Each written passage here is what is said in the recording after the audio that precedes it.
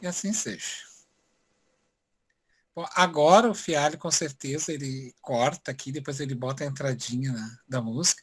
Vamos ficar nesse link para fazer a primeira parte. Se a gente não vencer nessa primeira parte, a gente já pula para o outro rapidinho, tá? Então tá. Eu vou abrir aqui de novo o trabalho. Aí vamos lá para o 17, então.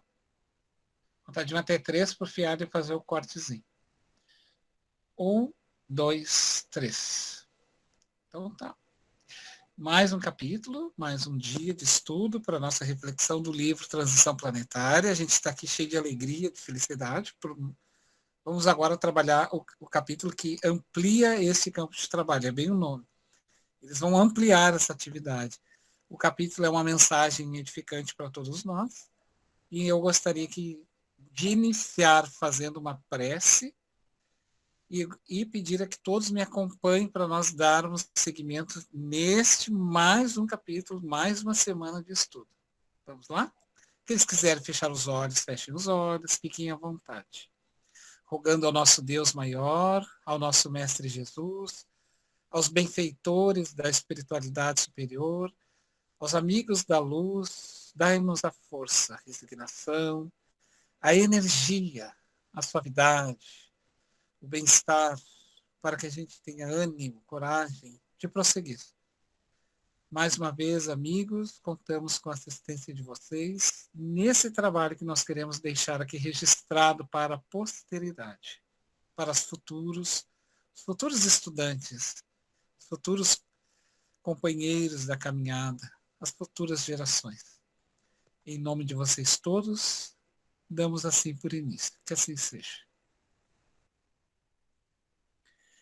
Eu vou abrir aqui para nós, então ele diz assim nesse capítulo, logo após a oração proferida, com profundo sentimento, por Dr. Silvius, suaves melodias transcendentais perpassavam o ar balsamizante da natureza, penetrando-nos profundamente, levando-nos às lágrimas.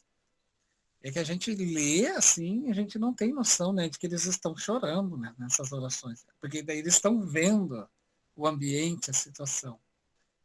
A noite tornara-se um cenário de incomum beleza, e o parque arborizado e florido no qual nos encontrávamos, no planeta querido, recebera a peregrina luz que descia sobre nós, envolvendo-nos e criando um clima psíquico dos mais saudáveis. Nessa psicosfera abençoada, o benfeitor amigo de pé, como que encontrara-se, utilizou-se das dúlcidas vibrações, enriquecido pelas emoções vigentes, começou a esclarecer. Queridos irmãos, bom, aqui em diante, a gente pode ir lendo aos pouquinhos, eu vou conduzindo, vocês vão lendo, e a gente vai ver o que ele quer nos dizer, esse espírito, pode ser? Então eu vou convidar para essa primeira parte a Cláudia. Cláudia, lê para nós ali, onde ele diz Jesus permanece.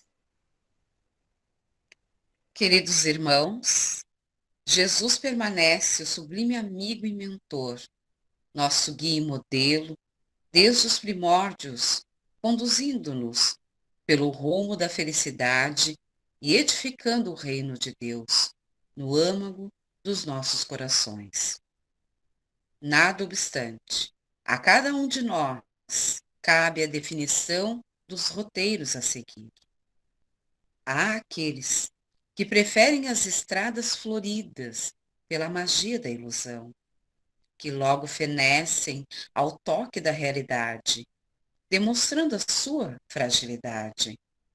Muitos outros optam pelo desencanto em razão de alguns naturais insucessos e descem ao fosso do desânimo, entregando-se à inutilidade e às queixas com que envilecem a existência. Só E uma outros pausa para nós refletirmos, né? tá, Vocês viram ali que ele chama a nossa atenção dessa inutilidade do tempo mal baratado, né?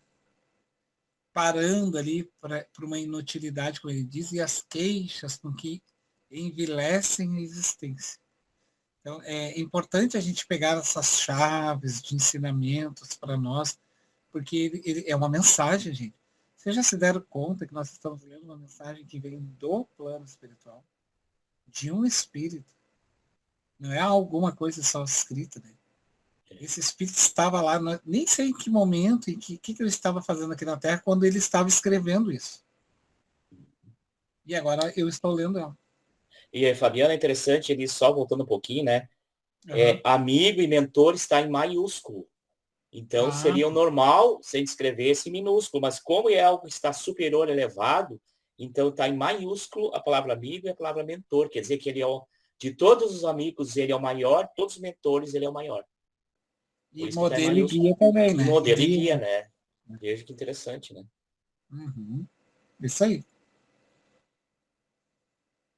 Perfeito.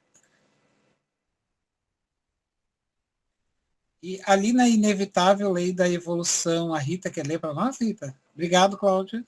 Daí vamos aos pedacinhos. Tá, deixa eu achar aqui. Inevitável. Ah, tá. Inevitável lei da evolução manifesta inexorável, utilizando-se, no entanto, dos recursos de cada viandante. Elege o que lhe parece melhor na convicção ou não dos resultados que alcançará. Assumida a responsabilidade, passa a viver dentro da normativa escolhida, submetendo-se às ocorrências defluentes da decisão tomada. Continua? Tu vê que interessante.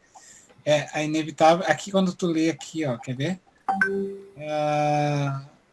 Dos recursos de cada viandante, ou seja, cada um de nós que estamos nessa caminhada, que elege o que parece melhor na convicção ou dos resultados que alcançará. Olha só, assumida a responsabilidade, passa a viver dentro da normativa escolhida.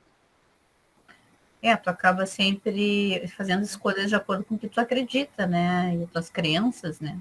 Uhum. E vai ficar submetido a ela. Vai ficar submetido a ela, exatamente, né? Então, a semelhança de uma flecha disparada que não pode retroceder, seguindo na direção apontada, também assim prossegue esse intimorato viajante. Apesar disso, de acordo com o alvo que busca, poderá renovar os futuros disparos, alterando a rota em razão da descoberta de algum engano ocorrido no primeiro tentame.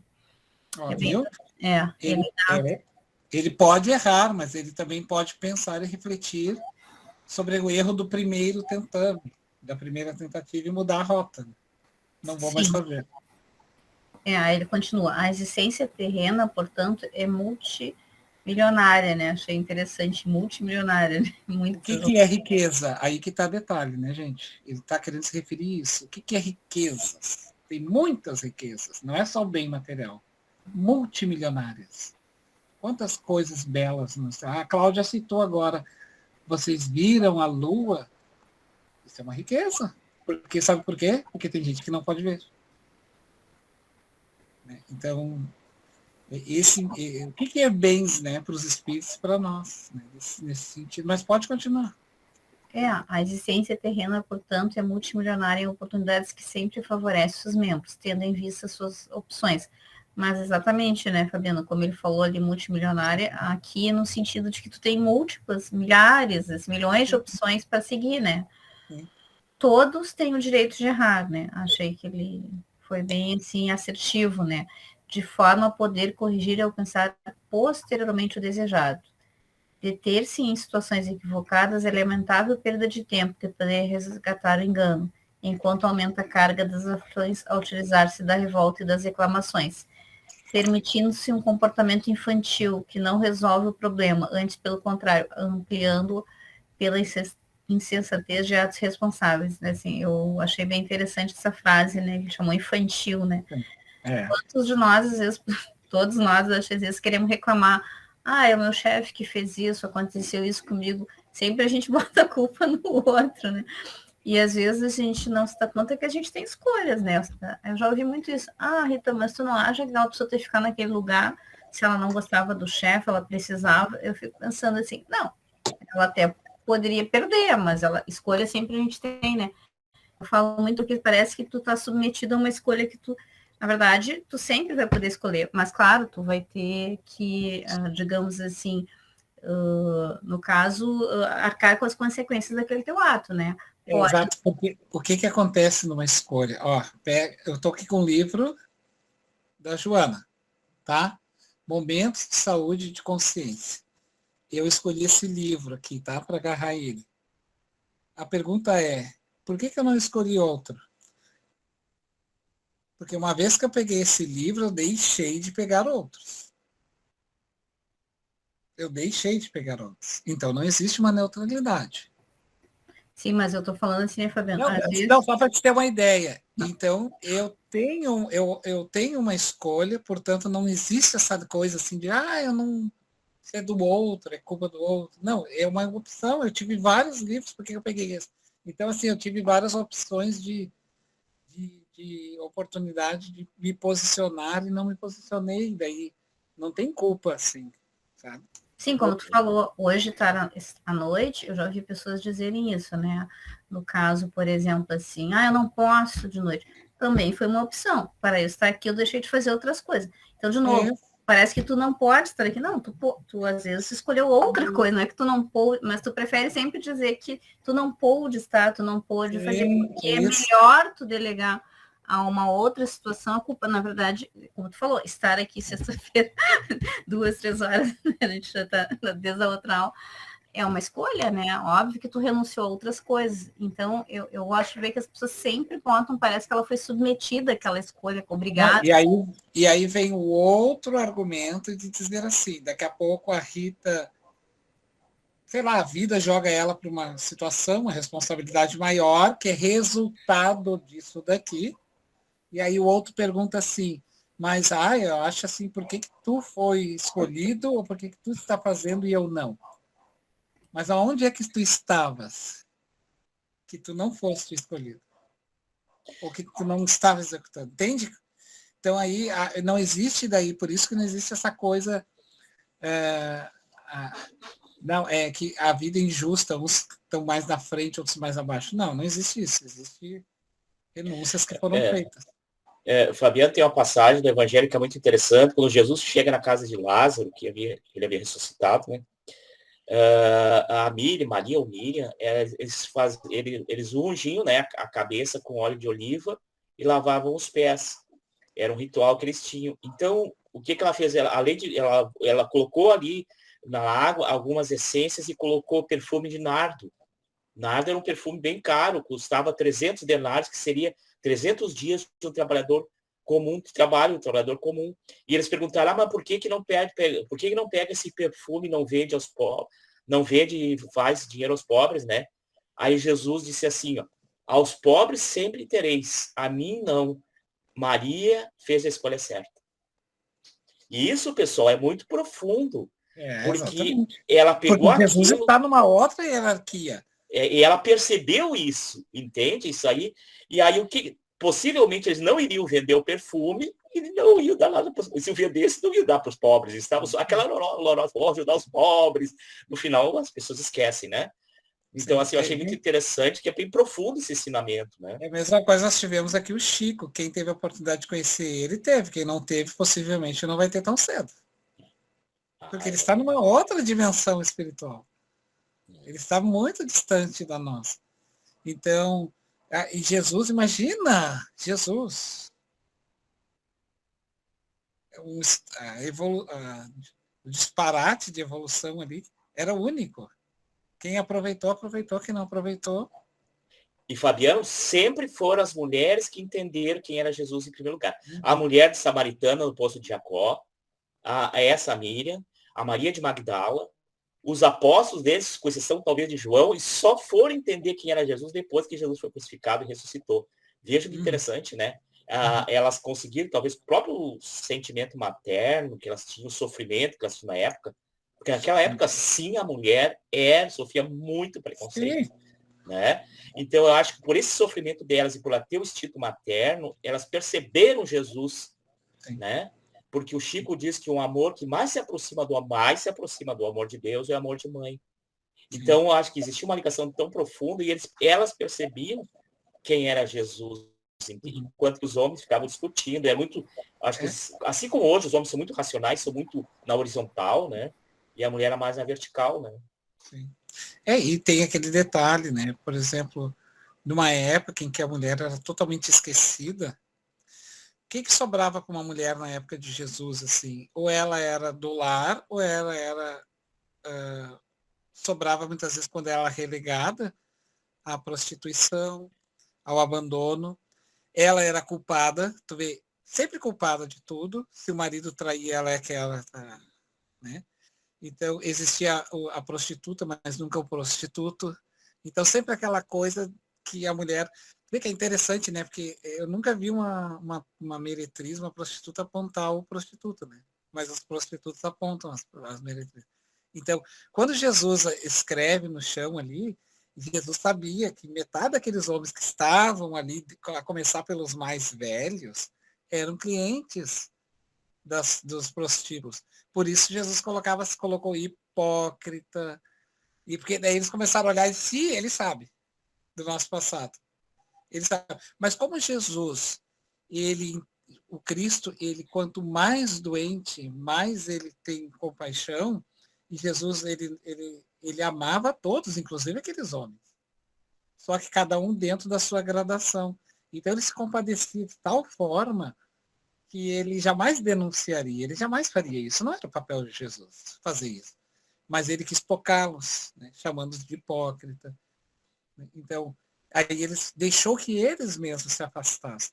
E aí tu imagina um ser que está navegando pelo corpo feminino, naquele momento ali, olhar para um homem jovem, belo, porque Jesus era belo, Emmanuel descreve, homem, e que olha para ela sem desejar ela sexualmente e dizer para ela do verdadeiro amor, quando elas eram usadas. Tu imaginem como uma mulher não se sentiu diante dessa persona para sua época, né? Uma mulher de sua época. Então elas amavam Jesus, não era como um homem, mas elas amavam, literalmente elas olhavam ele como um anjo. Como um anjo. Elas viam, elas entendiam ele como um anjo mesmo. Quando Maria de Magdala correu no túmulo dele, ela disse para o anjo que lá estava: eu vim ver ele, o meu anjo, o meu mestre. Porque era assim. E tanto é que Jesus aparece para ela. E não aparece para outro apóstolo primeiro. E aí veio Tomé e diz assim: mas tu, diz Humberto de Campos, que ele diz: tu? Mas por que não apareceu para Pedro, que era o pai de todos, né? Para ti. E daí, quando Jesus aparece lá para os discípulos, né? E aí ele pega a mão do Tomé e coloca o dedo dele na ferida para mostrar para ele que ele tinha sido lançado aqui, depois mais tarde vinha ser o Dom Pedro reencarnado pelo lanceiro. Humberto de Campos vai dizer que Jesus não estava dizendo para ele que ele era, digamos assim, que ele estava duvidando. Porque o Tomé não estava duvidando. Sabe o que o Tomé estava? Era desacreditando ela. Porque ela era esquecida, né? E aí Jesus coloca o dedo dele ali e diz mentalmente para ele assim, ó, por que não ela? E por que Pedro?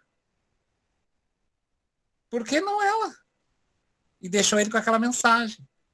Porque na cabeça dele ele não podia aparecer para ela, tinha que aparecer para o Pedro. Daí Jesus responde para ele mentalmente, por que não ela? Era uma pergunta, né, que ele faz aí. Quando uma das meretrizes, logo, só para rapidamente, logo que Jesus é crucificado, o Pedro cria a casa do caminho. Casa de Simão Pedro, casa do caminho. Nessa casa eles albergavam ali crianças, órfãos, velhos, esquecidos, né, viúvas, todos os tipos de doentes. E o Pedro, ele mantinha a casa de acordo com a ajuda das pessoas. Só que uma dessas meretrizes bateu lá. E o Pedro foi colocá-la, ela entrou, ela invadiu. E daí, quando ela invadiu, as mulheres vieram atrás que ajudavam a manter a instituição e disseram assim para ele: A lei mosaica diz que uma mulher adúltera deve ser apedrejada, portanto, tu tem que jogar ela lá na rua para que nós a apedrejamos. E aí o Pedro ficou naquele impasse. O que eu faço? E aí ele pediu um momento e se retirou e pediu um momento e foi para uma sala. Ao chegar nesta sala, ele orou e Jesus apareceu para ele. E aí, olha que interessante, eu guardei o diálogo na íntegra, de tanto que eu amei. E aí ele diz assim, Senhor, quando tu entraste, tu viste a mulher? Aí Jesus disse para ele, não, Pedro, não vi. Mas, Senhor, tinha uma prostituta lá na sala. Aí Jesus olhou para ele e disse assim, não tive tempo para perguntar. Não tive tempo para perguntar a ela. Quem eu vi lá foi uma irmã tua, Pedro. Mas, Senhor, acontece que se eu colocar essa mulher aqui dentro, as mulheres que me ajudam não me ajudarão mais. E como eu irei manter, olha a fuga psicológica, como eu irei manter essa instituição com as crianças órfãs? Aí Jesus disse bem assim para ele, tu esqueceste que Deus embeleza a natureza e o lírio do campo, alimenta os pássaros, as cabras, as formigas, as aves do céu, e não impõe a elas condição alguma? Viu a mensagem que deu? Por que as mulheres estavam impondo uma condição a Pedro? Deus não impõe condições quando quer amparar. E aí ele disse assim, mas acontece, Senhor, que se eu não fizer isso, essa casa vai se terminar. E aí Jesus diz a ele assim, aquele que nos ama e impõe a sua condição não nos ama. Nos escraviza às suas paixões. Mas o que eu faço, Senhor? Faz com ela o que tu gostaria que alguém te fizesse, caso fosses tu que estivesse naquele lugar. E ele volta lá, e daí ele diz, antes de voltar lá, ele diz assim, mas é que, Senhor, ela é uma meretriz, Jesus, mestre. Aí Jesus diz para ele assim, é quando Jesus diz, eu não tive tempo para perguntar isso a ela. Aliás, Pedro, eu também não te perguntei, por que tu me negaste? Se eu não te perguntei por que tu me negastes, por que eu haveria de perguntar a ela? E daí, quando ele pergunta novamente, o que eu faço então? Fazes com ela o que tu gostaria que te fizesse, caso fosses tu que estivesse naquela condição. E aí ele volta e manda ela ficar. E aí, porque ele entendeu que ele não deveria de ficar na dependência dos outros para manter uma instituição preso aos mandos da pessoa. Porque quando tu quer fazer algo para alguém, não imponha condições. Tu não está ajudando. Tu está cobrando. Então, a gente tem que ter, é um cuidado, é um chamado para a gente, sabe? Quando alguém nos ajuda e impõe a sua forma de ser, a sua condição, não está nos amando. Disse Jesus, isso aí veio de Jesus e é um ensinamento para nós. Porque ele está nos escravizando às suas paixões. As suas paixões. Eu me lembrei dessa história, por isso que eu queria contar para vocês, dessa questão das mulheres, né, da importância das mulheres. No Evangelho, como muito bem falou o Fialho, foram as que realmente entenderam Jesus na sua integralidade.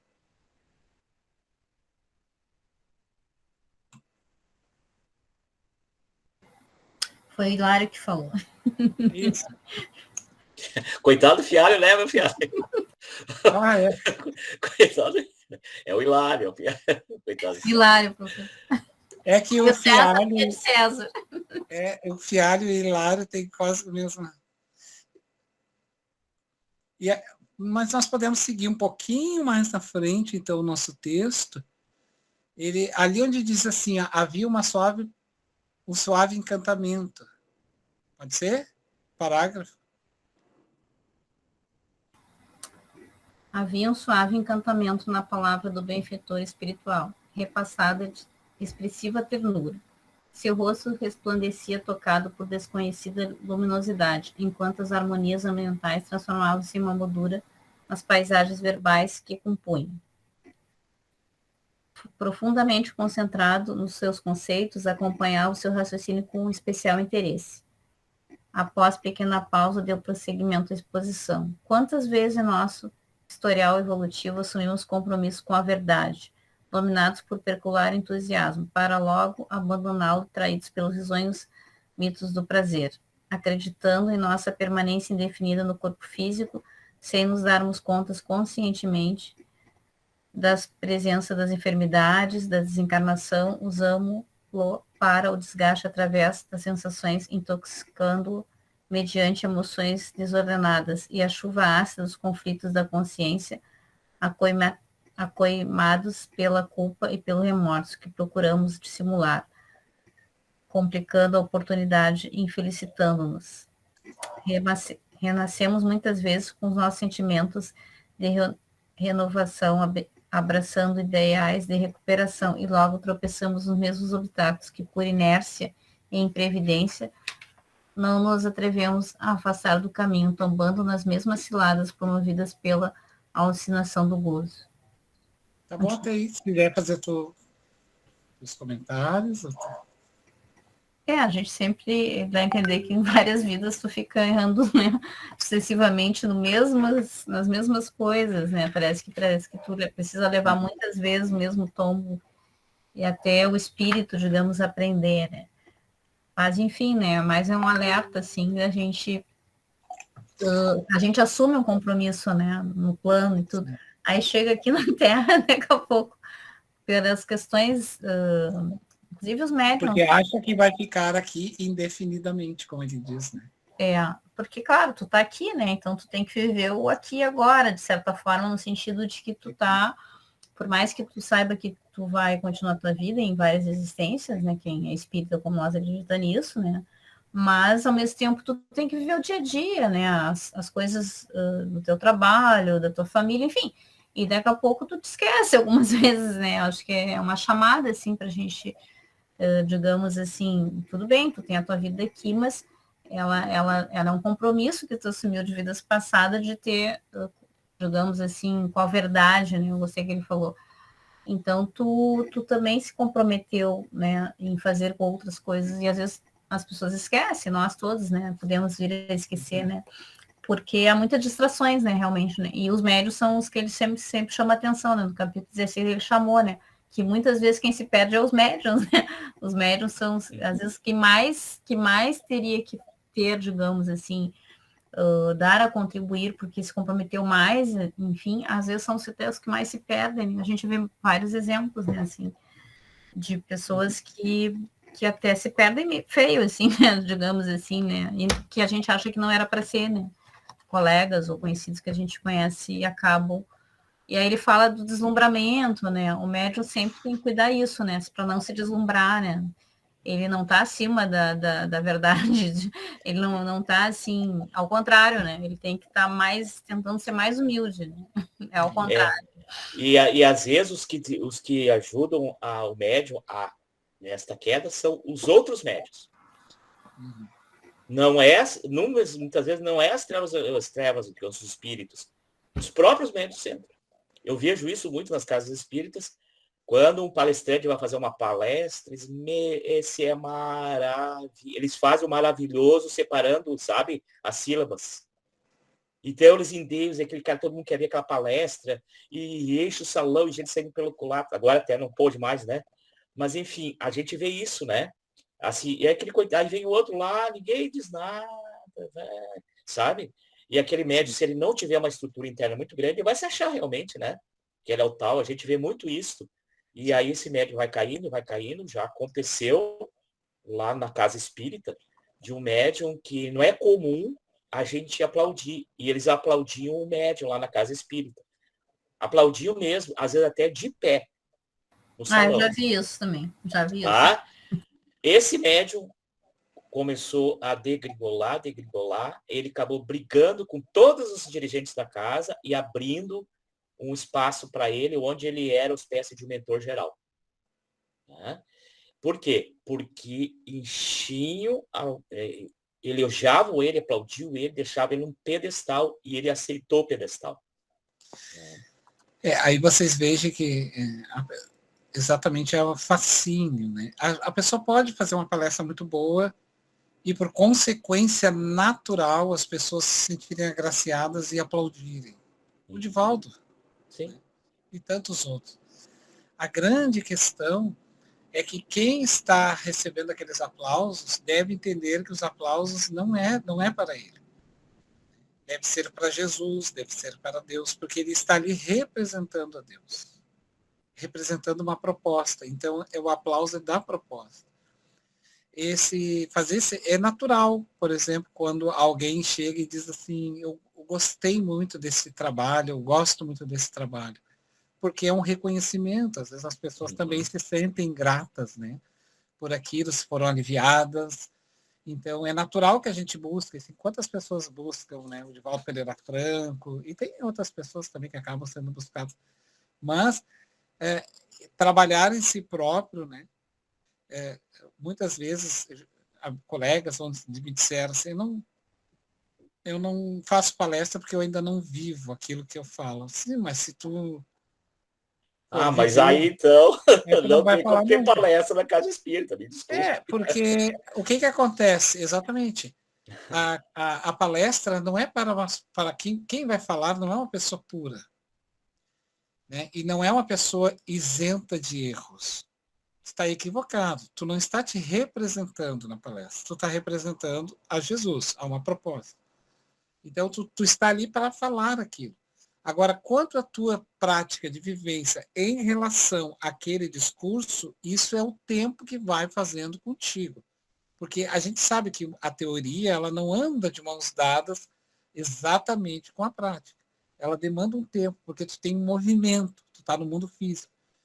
Então, eu penso agora que estou ali na frente da minha casa. É rápido. Só que eu ir lá na frente da minha casa, eu tenho que ter um movimento, eu vou ter que caminhar. Não é a mesma velocidade.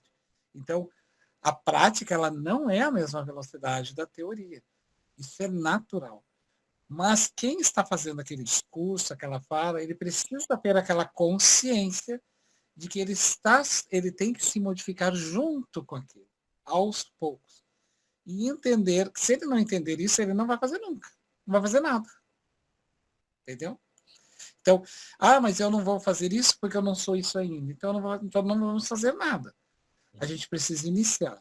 Então a gente melhora junto com aquilo que faz. A gente melhora junto com aquilo que faz. Eu digo isso para vocês sem nenhuma reserva. Honesto mesmo. Eu aprendo com aquilo que eu faço. Eu faço muitos vídeos e áudios. E eu adoro me escutar depois, porque eu vejo assim que nossa, que interessante isso aqui que eu gravei, que eu não tinha me dado conta. Eu não tinha me dado. E ao me ouvir, eu comecei a me dar conta. Então, fazer esse olhar para si próprio nesse sentido, assim, sabe? E estar sujeito a essas modificações. Mas provavelmente o que a gente fala, às vezes é também para nós, ou mais para nós do que para os outros, né? Não é por acaso que tu foi intuído a falar aquilo, né? Não, ele é sempre para nós.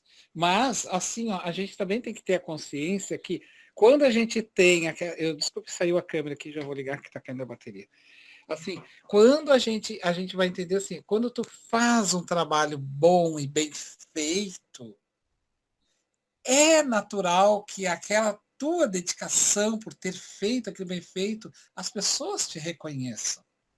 Acabem te reconhecendo. Isso é natural, gente, porque há um reconhecimento. Olha, eu amei, porque é uma resposta para a tua dedicação. Agora, o que eu faço com aquilo, aí é que eu tenho que ter esse olhar que o Hilário está falando, esse cuidado. Só um pouquinho. Eu tenho que entender que esse é o caminho. Eu tenho que sempre me dedicar bem, fazer bem feito, porque daí chega nas pessoas. As pessoas estão gostando, está ajudando elas. E quando for fazer palestra, eu tenho um amigo espiritual que ele sempre, quando eu vou elaborar minhas palestras, que eu faço a minha prece, eu peço auxílio, intuição. Então, eu sempre escuto, sempre, sempre, sempre. Primeiro item, o que isso vai proporcionar para ti e para os outros? Se o que tu vai falar não promover auxílio para os teus que te escutam e nem para ti, é só o ego falando na tribuna. É assim, gente, eu escuto isso aí. É o ego que fala, nada mais. Então, tem que ter um objetivo. Eu quero auxiliar. Se eu quero realmente auxiliar, aquilo vai ir para aquelas pessoas, naturalmente, e vai ajudar. E aí aquela situação de estar lá na frente fazendo vai sumir naturalmente. Assim. Agora, se eu busco aplauso, os holofotes, aí realmente eu preciso me revisitar nos meus conceitos, porque eu estou indo para um outro caminho que não é o caminho verdadeiramente cristão. Né?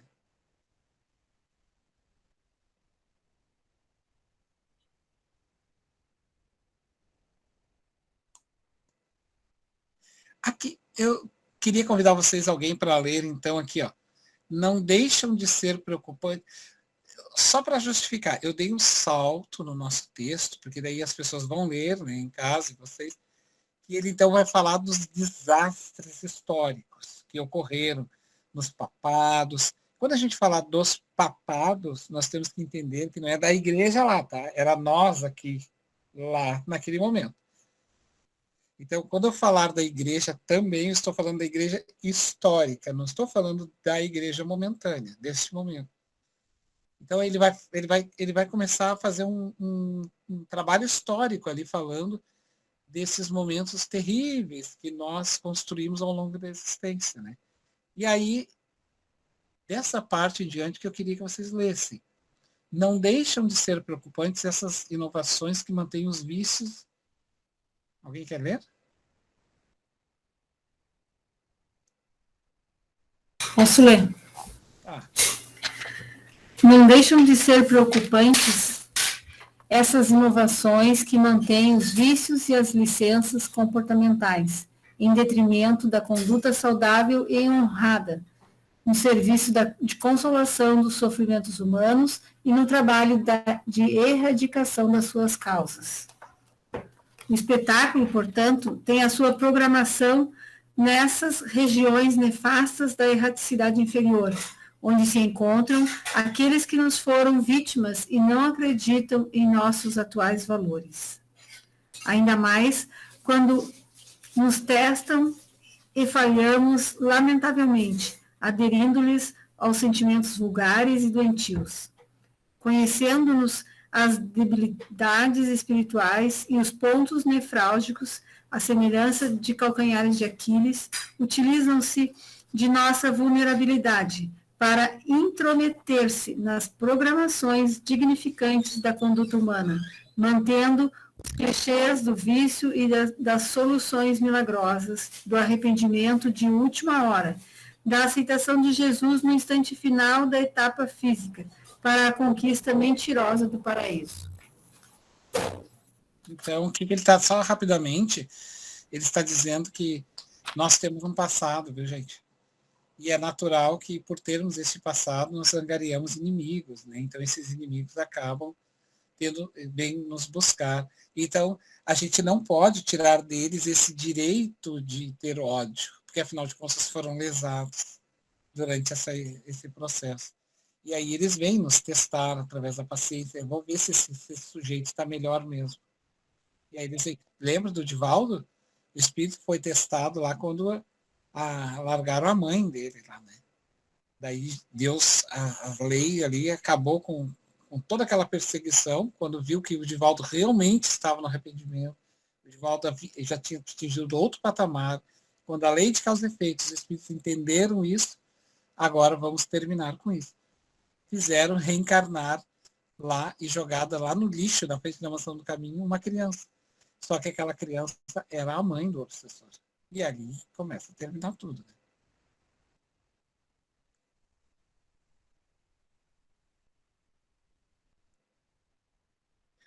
E aí, lá no finalzinho, então, para a gente ir finalizando, né, construindo fechar o nosso estudo dessa noite, ali estamos encarregados, nós, os espíritos, e alguém lê para nós, e aí vamos até o final.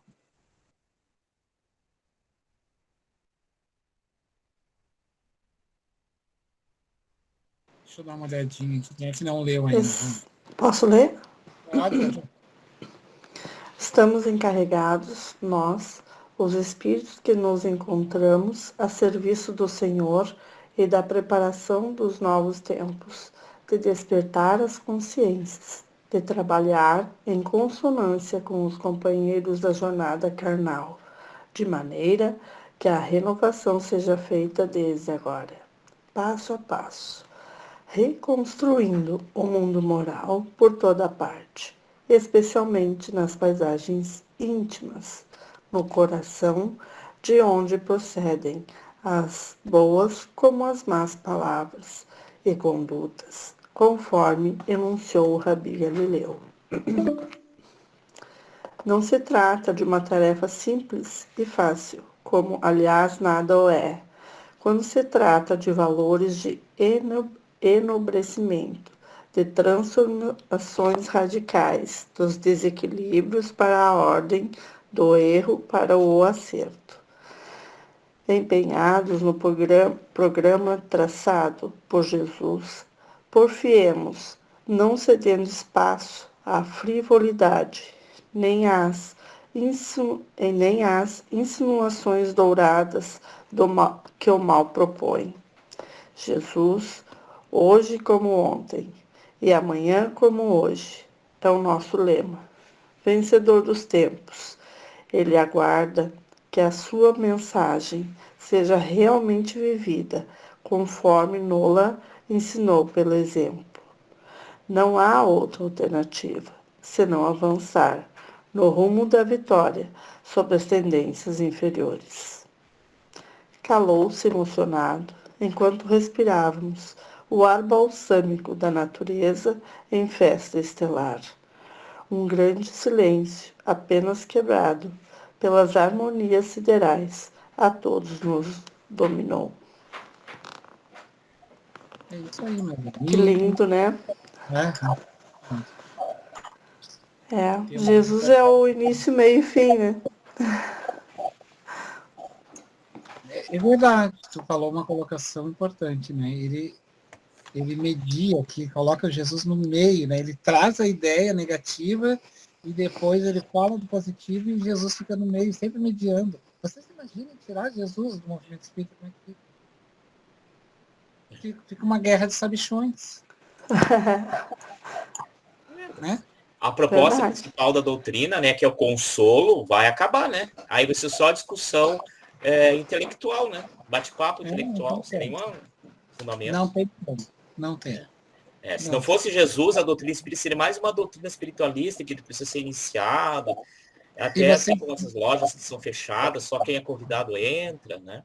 E tu viu que ele, quando entra, assim, aí, quando ele traz Jesus e vai sustentando, ele vai suavizando o texto, né? E a gente parece que entra na onda, vai junto. Né? Percebo. E tem uma frase ali, um pouquinho acima, só para a semelhança dos tempos estoicos do cristianismo primitivo, torna-se impositivo de urgência a volta de Jesus, desataviado e simples, com virtude dos seus ensinos e a sua vivência natural. É aquilo que o Divaldo fala, né, e o Chico, nós temos que voltar à época do cristianismo primitivo, né? Sim. Que eles tinham dificuldades, desafios, mas, sabe, o foco era Jesus. E não é viver como Jesus viveu nessa época, não. É entender o mundo e a nós mesmos como Jesus ensinou na sua época. E não agora, como a gente acredita assim que eu vou agora num tapa, vou aprender a amar. Não. Eu pago uma porção, faço um curso e estou aprendendo a amar. Não é assim. O amor, diz o Evangelho, é uma convivência. E a convivência pressupõe confiança. Então, eu preciso ir aos poucos. Ninguém vai amar o seu inimigo da noite para o dia. Mas começa ali não desejando-lhe o mal, não obstruindo o caminho, não o desacreditando socialmente, que é o ato pior. Então vocês veem, isso é evangelho. Isso é entender o evangelho. Alguém gostaria, então, de encerrar nesses minutos finais a nossa encontro de hoje? Uma oração? Quer fazer, Iori, para nós, a prece final? Exaltando, então, o nosso Mestre Jesus?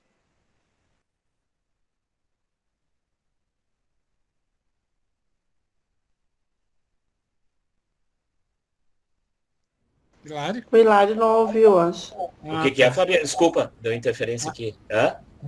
Não, eu gostaria de que tu terminasse, então, para nós, fazendo uma oração, exaltando o nosso Evangelho. Tá.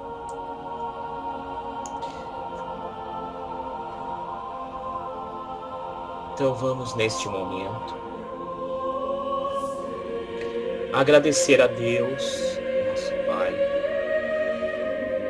pela oportunidade de podermos estar aqui hoje, aprendendo uns com os outros. Agradecendo ao amado Mestre Jesus, nosso modelo e guia, sem o qual essa doutrina maravilhosa, que tem o seu consolo, não teria muito sentido. O Espiritismo é Jesus de volta, agora, numa visão mais moderna, numa visão atual. O Evangelho que Jesus ensinou e exemplificou deve ser a nossa meta futura, em todas as nossas existências futuras. Agradecemos, Pai, por este dia e por todos os outros dias. Nos abençoe hoje, Senhor. Que assim seja. Assim seja. Tá, pessoal, fechamos aí meio puxadinho, mas fechamos.